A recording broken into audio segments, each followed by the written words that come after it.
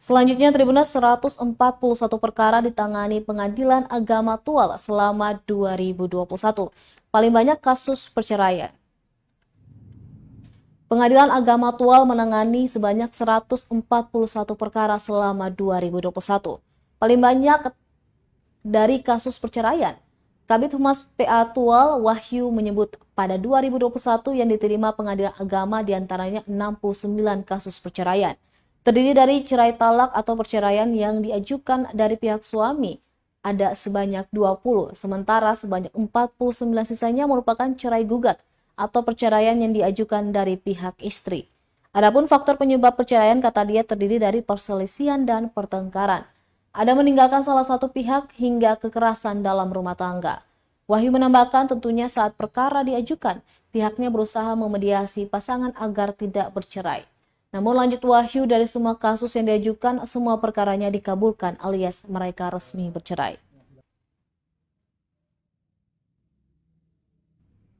Pengadilan Agama Tual sendiri dalam memeriksa khususnya ini perceraian ya, khususnya perceraian ini Pengadilan Agama Tual untuk hakim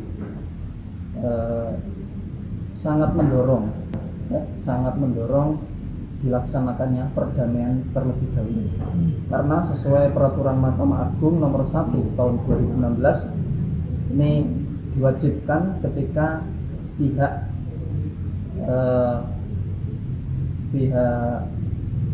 perceraian ini datang kedua-duanya, yaitu pihak istri atau suami, itu wajib untuk menempuh mediasi.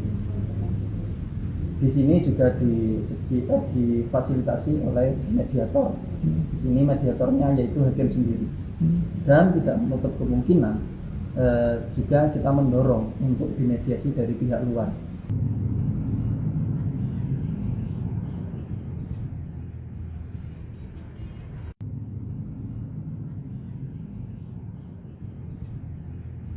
Terima kasih sudah nonton. Jangan lupa like, subscribe, dan share ya.